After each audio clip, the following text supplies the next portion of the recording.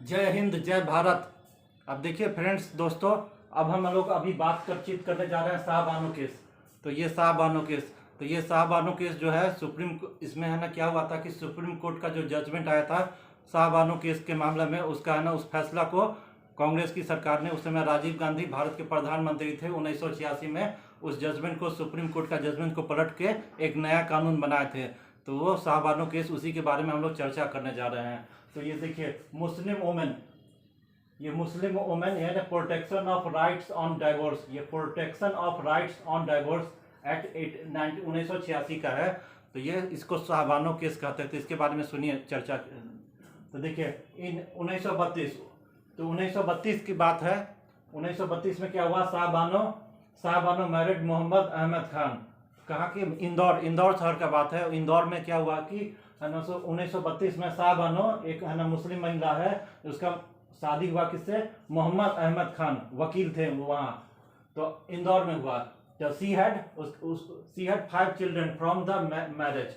तो है ना उस शादी से क्या हुआ, शाहबानो को है ना 5 बच्चा हुआ। उस शादी के बाद 5 बच्चा हुआ। After 14 years Khan took a younger women as second wife. अब ये सब शादी हो गया, उसका 5 बच्चा हुआ शाहबानो को। फिर उस शादी के 14 साल के बाद क्या हुआ कि उसका जो हस्बैंड पति था मोहम्मद अहमद खान है ना एक है ना दूसरी महिला को ले आया और सेकेंड मैरिज उससे किया, है ना। After 14 years Khan took a younger women as second wife and after years of living with both wife see through Shahbano who was then age 62 years। अब देखिए मोहम्मद खान पहले है ना 1932 में शाहबानो से शादी किया, उससे है ना बच्चा हुआ कितना, 5। अब उसके बाद है ना शादी के 14 साल के बाद क्या हुआ, उस शाहबानो थोड़ा 5 गो बच्चा हो गया। अब जानते हैं 5 गो बच्चा हुआ तो फिर थोड़ी बूढ़ी हो गई, उम्र उसका ज़्यादा हो गया। तो क्या किया, मोहम्मद खान इंदौर के वकील थे, तो मोहम्मद अहमद खान वो है ना एक है ना कम उम्र की मुस्लिम लड़की को ले आया, उससे शादी कर लिए। किया ना कि पुरानी वाली से मन भर गया था, तो फिर नया होना चाहिए, नया फ्रेश। तो इसलिए है ना ये है ना मोहम्मद अहमद खान है ना नई वाली है ना कम उम्र की एक महिला को ले आया, फिर उससे अपना निकाह जो होता है, मुस्लिम में क्या, हिंदू में शादी और मुस्लिम में निकाह होता है, तो वही निकाह कर लिए ये। तो वकील साहब मोहम्मद अहमद खान। और उसके फिर है ना दोनों एक साथ रहा, कुछ दिन रहा। फिर उसके बाद क्या हुआ, जब शाहबानो का उम्र क्या हुआ, 62 साल हो गया, तो उससे है ना उसको तलाक दे दिया, है ना क्या। तो वही बात हुआ। A younger woman as second wife and after years of living with both wives she threw Shahabano who was then aged 62 years and her 5 children out। अब इसका क्या हुआ कि जब शाहबानो का उम्र 62 साल का हुआ तो उसको तलाक देके है ना ऐसी तलाक देके घर से बाहर निकाल दिया। उसका 5 बच्चा था उसको भी निकाल दिया। अब घर से बाहर निकाल के है ना कर दिया, दूसरी पत्नी थी उसी के साथ रहने लगा, है ना। तो क्या, तो Shahbano who was then age 62 years and her 5 children out, है ना, उसको शाहबानो और उसके 5 बच्चों को घर से निकाल दिया। और है ना इन अप्रैल 1978 1978 में, ये 1978 का बात है, when Khan stop giving her 200 per month he had apparently promised, claiming that she had no means to support herself and her children. She filed a petition at a local court in Indore against her husband Anu। तो उसके बाद क्या हुआ कि ये जो है ना ये मोहम्मद अहमद खान जो वकील थे, वो है ना शाहबानो और उसके 5 बच्चों को है ना सीधे इसी तरह मुजबानी तलाक दे के घर से बाहर निकाल दिए। और उनको मुजबानी प्रॉमिस कर दिए कि गुजारा भत्ता के नाम पर उनको शाहबानो और उनके 5 बच्चों को मुजबानी ऐसी है कि गुजारा भत्ता महीना में 200 रुपया देंगे। ये है ना इस तरह से है ना ये मुजबानी, ये प्रॉमिस हुआ था कि है ना तुमको हम घर से निकाल दे रहे हैं तुम्हारे बच्चा को, और है ना गुजारा भत्ता के तौर पर 200 रुपया दे रहे हैं। लेकिन कुछ दिन के बाद क्या हुआ कि है ना ये जो वकील साहब थे, ये शाहबानो को उस प्रॉमिस से भी मुकर गए और 200 रुपया भी देना बंद कर दिए। अब ये शाहबानो थी, इसका उम्र हो गया था, इसके 5 बच्चा थे, ये खाएगी पिएगी कैसे, क्या करेगी। तो ये सब है ना ये है ना खान मोहम्मद वकील थे, तो ये इनको 200 रुपया जो प्रॉमिस किए थे ये भी नहीं दे रहे थे। तो इसका क्या खाएगी पिएगी, कैसे उसका गुजारा चलेगा। तो एक है ना वहाँ की इंदौर के लोकल कोर्ट में एक है ना केस फाइल कर दी कि है ना ये मेरा पति है, हमको है ना प्रॉमिस किया था 200 रुपया देने का। सो है ना इस वादे से मुकर गया, तो उसके लिए एक पिटीशन है ना इंदौर के है ना लोकल कोर्ट में एक पिटीशन दायर कर दी।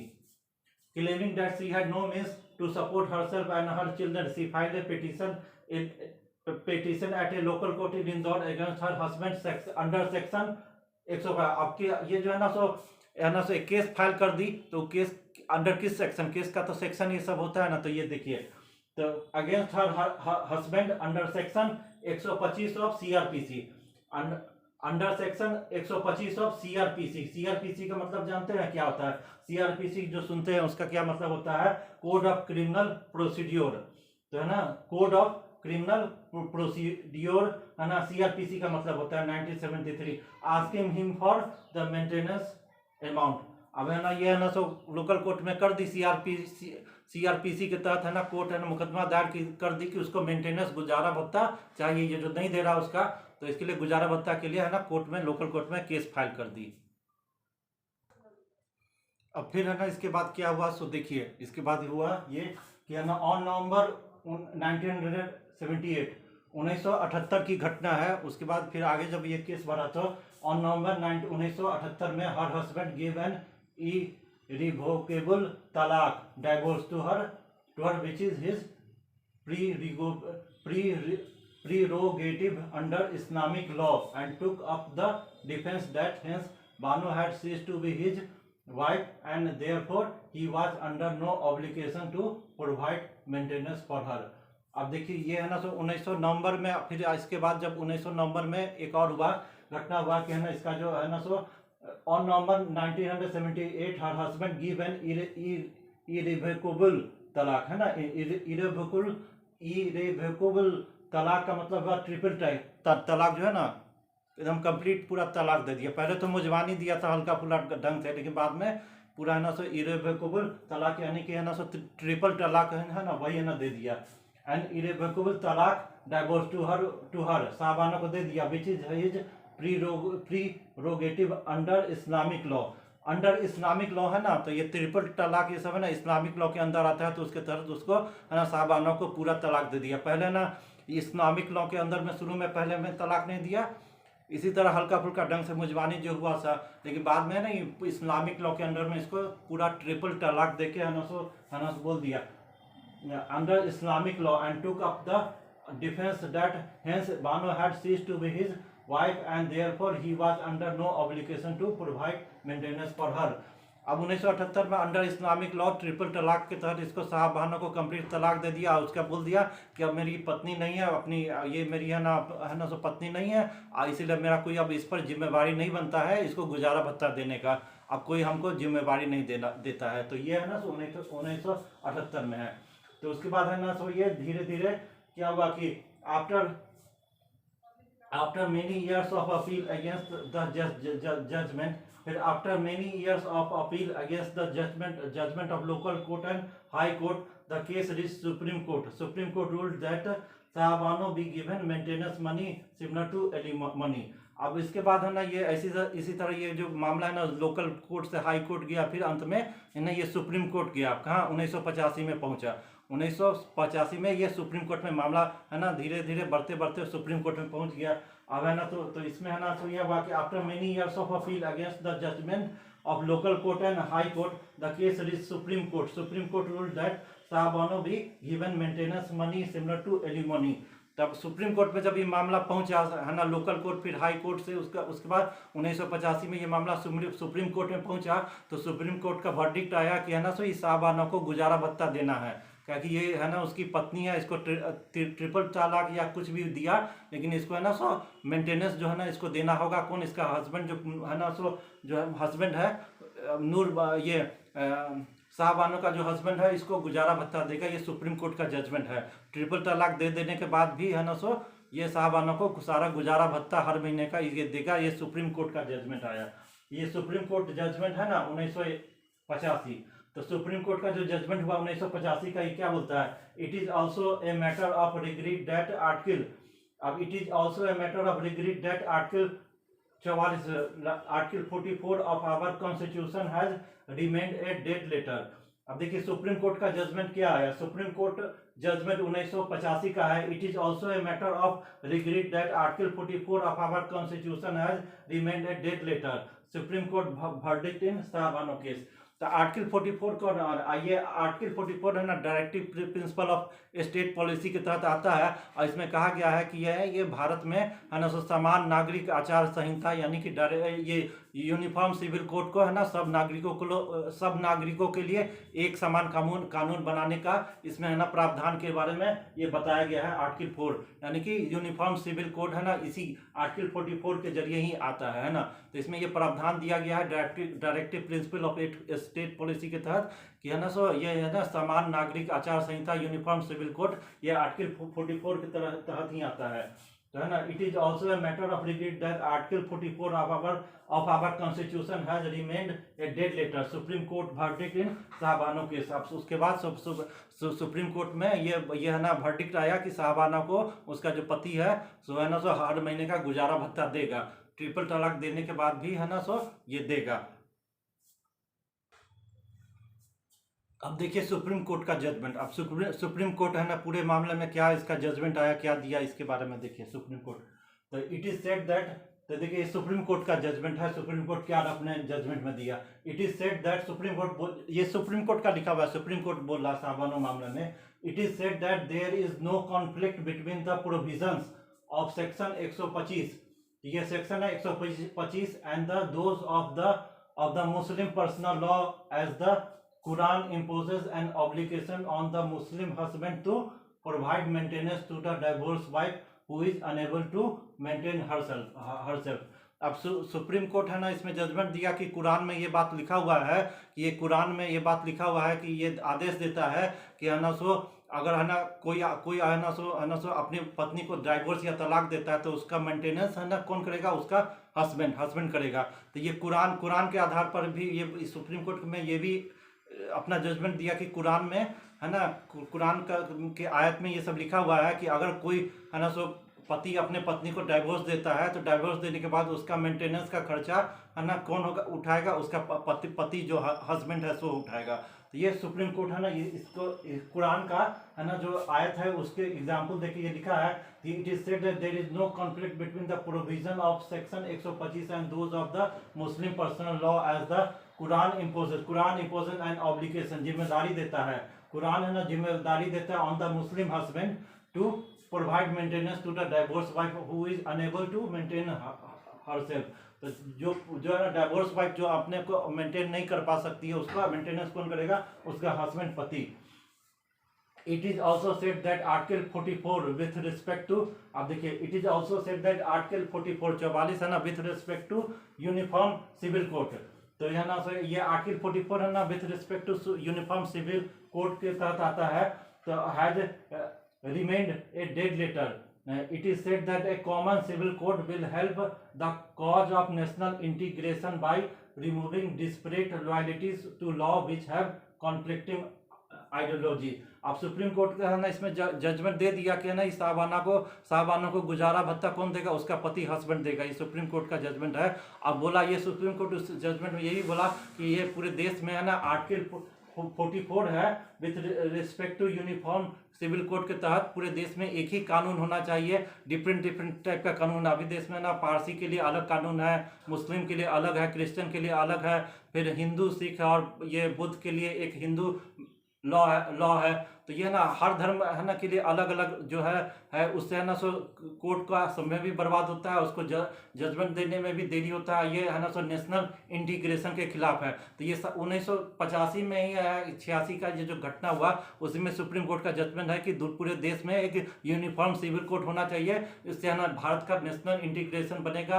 हर आदमी के लिए एक ही कानून हो, धर्म के आधार पर कानून नहीं हो, मुसलमान के लिए अलग, हिंदू के लिए अलग, पारसी के लिए अलग, क्रिश्चियन के लिए अलग ये नहीं होना चाहिए। एक ही कानून सभी नागरिकों के लिए एक ही कानून होना चाहिए जिससे नेशनल इंटीग्रेशन हमारे देश का बढ़ेगा। ये सुप्रीम कोर्ट का जजमेंट है 1986 में। तो है ना तो ये है ना तो हो गया।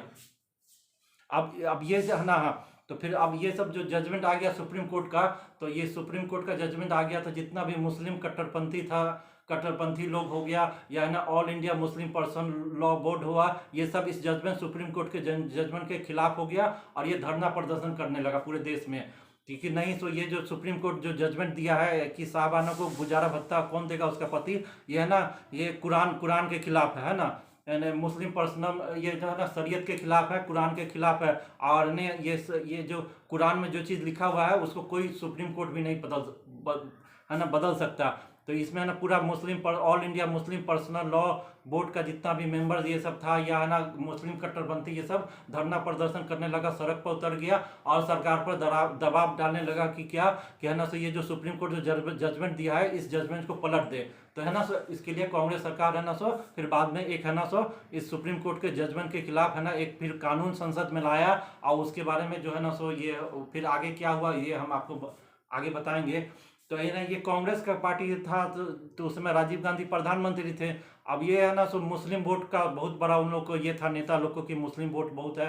ये कांग्रेस का मानना था कि मुस्लिम वोट अगर खिसक जाएगा तो हम लोग चुनाव में जीत नहीं सकते हैं। अब कुछ है ना उस समय इलेक्शन हुआ था जहाँ पर मुस्लिम बहुल इलाका में इलेक्शन हुआ, वहाँ पर कांग्रेस बुरी तरह हार गया। ये तो कांग्रेस को लगा कि है ना सो ये जो है ना जो सुप्रीम कोर्ट का जो जजमेंट आया है तो इससे मुसलमान लोग खुश नहीं है, इसीलिए हम लोग को वोट नहीं दे रहा है। तो इसीलिए अगर मुसलमान लोग का वोट चाहिए तो है ना सो ये जो शाहबानो केस में जो सुप्रीम कोर्ट का जजमेंट आया उसको पलट के एक नया कानून बनाए और इस जजमेंट को के खिलाफ है ना एक पलट दें। तो इस तरह से फिर आगे में है ना सो ये है ना इस कानून को पलट दिया गया। तो ये कौन किया? राजीव गांधी। अब इसके बाद है ना सो जब ये सब चीज़ हो गया तो उसके बाद कांग्रेस है ना सो संसद में एक बिल आई, तो उसके बारे में हम बातचीत करने जा रहे हैं। And in this background Congress pass the Muslim women protection of right on divorce. तो क्या है, कांग्रेस है ना उस समय राजीव गांधी प्रधानमंत्री थे तो बिल पास की, क्या है, तो Congress pass the Muslim women protection of right on divorce. तो Muslim women protection of right on divorce act 1986 है ना ये संसद में लाई। तो इसके तहत क्या है देखिए, it nullified diluted Supreme Court judgement in the Shahbano case. तो इसमें ना ये जो सुप्रीम कोर्ट का जो जजमेंट था शाहबानो केस में उसको पूरी तरह से ये है ना सो बिल है ना क्या पूरा है ना पार्लियामेंट में इस बिल को पूरा पलट दिया। कौन? राजीव गांधी का सरकार था, कांग्रेस पार्टी। ये सुप्रीम कोर्ट का जो जजमेंट आया था उस पूरे है ना उस जजमेंट को पूरा पलट दिया था है ना। The liability of husband is to pay the liability of the husband is to pay the maintenance to his divorced wife during the period of इद्दत माने होता है कि डाइवोर्स के 3 महीने का जो पीरियड होता है ना उसको इद्दत का मतलब समझ है, जो डाइवोर्स दे दिया था उसके बाद जो 3 महीना का पीरियड होता है ना उसी को इद्दत कहते हैं। The maintenance to his divorced wife during the period of iddat only, that is till 90 days after the divorce, according to the provision of Islamic law. After that the burden is on relatives. This was in stark contrast to section 125 of the criminal code of criminal CRPC, 125 of the code of criminal procedure है ना, CrPC माने code of criminal procedure. In short she was denied alumni. अब देखिए इस कानून में क्या हुआ, जो है ना ये जो राजीव गांधी का जो है ना ये है ना जो कानून लाया 1986 में है ना, क्या नाम है इसका? नाम है protection of right on divorce act 1986 में। तो इसमें क्या हुआ, ये जो सुप्रीम कोर्ट जो है ना वर्डिक्ट दिया था, जजमेंट दिया था कि ये जो है ना सो शाहबानो का जो हस्बैंड है, पति है, ये इसको गुजारा भत्ता जो भी है इसको हर महीने इसको गुजारा भत्ता देगा। लेकिन इस कानून के तहत है ना कांग्रेस का पार्टी जो उस समय था ये पूरे कानून को पलट दिया, और उसके बाद है ना इस कानून के तहत ये आ गया कि है ना सो ये गुजारा भत्ता है ना सिर्फ ना इद्दत के समय दिया जाएगा। यानी कि कोई है ना मुस्लिम पति अपने पत्नी को डाइवोर्स दे देता है तो इद्दत का मतलब होता है डाइवोर्स देने के 3 महीना का जो पीरियड होता है ना सिर्फ उसी समय है ना उतना ही पीरियड में गुजारा भत्ता देगा, और उसके बाद है ना उसमें ना महिला का है ना गुजारा करने का को नहीं देगा, पति नहीं देगा। उसके बाद है ना ये महिला का मेंटेनेंस कौन करेगा? उसका रिलेटिव सगा संबंधी ही करेगा, ये पति का कोई जिम्मेदारी नहीं है। तो समझिए क्या क्या है कि है ना सो ये जो बिल जो आया है ना सो क्या मुस्लिम women protection of right on divorce act 1986, इसके तहत ये कहा गया कि अगर कोई है ना मुस्लिम हस्बैंड अपनी पत्नी को तलाक दे देता है तो तलाक के बाद जो 3 महीना का जो पीरियड होता है ना जिसको इद्दत कहा जाता है उसी समय वो है ना उसको गुजारा भत्ता देगा, और उसके बाद है ना उसका जो पति है उसको कोई जिम्मेवारी है ना अपनी पत्नी के तरफ से नहीं बनता है, उसको गुजारा भत्ता नहीं देगा। और ये उसकी जो पत्नी है फिर उसका मेंटेनेंस खर्च ये सब उसका है ना सगा संबंधी रिलेटिव ही करेगा। पति का अब कोई उस महिला के प्रति कोई जिम्मेवारी नहीं है। तो ये इस जो कानून के तहत है ना, ये पूरे सुप्रीम कोर्ट का जो जजमेंट जो दिया था कि इसको है ना शाहबानो को उसका पति हरदम है ना सो हर महीने गुजारा भत्ता देगा, उसके विरोध में जाके है ना सो ये है ना सो पूरा बिल लाया गया। और ये सब किस लिए लाया गया? तो सिर्फ मुस्लिम तुष्टिकरण को मुस्लिम जो तुष्टिकरण जो होता है ना उसको है ना करने के लिए ये किया गया। मुस्लिम का वोट पाने के लिए ये राजीव गांधी का ये है ना गवर्नमेंट है ना मुस्लिम वोट के लिए ये सब काम किया। और फिर इसके बाद धीरे धीरे है ना सो इसका है ना पूरे देश में विरोध होने लगा। काहे कि है ना सो और भी है ना सेकुलर कम्युनिटी है, जैसे कि है ना सो क्रिश्चियन है और है ना सो ये पारसी, ये सब भी पारसी है, ये सब भी है ना सो क्या है एक है ना सो माइनॉरिटी ही आते हैं। तो इसमें अगर किसी मुस्लिम किसी महिला जैसे क्रिश्चियन में हुआ, अगर किसी महिला को कोई तलाक दे देता है तो उसका गुजारा भत्ता क्या है उसका पति देगा। फिर पारसी में भी यही है, अगर पारसी में भी अगर कोई है ना तो किसी कोई महिला है उसको अगर उसका है ना हस्बैंड अगर तलाक दे दे तो कौन उसका गुजारा भत्ता उसका पति देगा। लेकिन अब इसमें है ना ये सब है ना सो तो इस सेकुलर में आते हैं। लेकिन फिर मुस्लिम में ये हो गया कि नहीं, तो मुस्लिम में है कि अगर उसका पति अगर उसको डाइवोर्स देगा तो उसका गुजारा भत्ता सिर्फ 3 महीने ही पति देगा, बाद में उसका रिलेटिव ही उस महिला का ना सो भरण पोषण ये सब करेगा। तो ये सब है ना पूरा डिफरेंट है ना मुस्लिम तुष्टिकरण के लिए किया गया, मुस्लिम का वोट पाने के लिए। इसलिए कि है ना all India Muslim personal law board का जितना भी मेंबर ये सब था या मुस्लिम कट्टरपंथी ये सब था, ये सब इस है ना बिल के सुप्रीम कोर्ट के जजमेंट के खिलाफ सड़क पर धरना प्रदर्शन करने लगा। और ये कांग्रेस का सरकार है ना, कांग्रेस ये मुसलमानों को खुश करने के लिए, कट्टरपंथियों को खुश करने के लिए सुप्रीम कोर्ट का पूरा जजमेंट ही पलट दिया और है ना सो ये ऐसा बिल ले आया कि है ना सो मुस्लिम महिला और ये सब के पूरे खिलाफ था।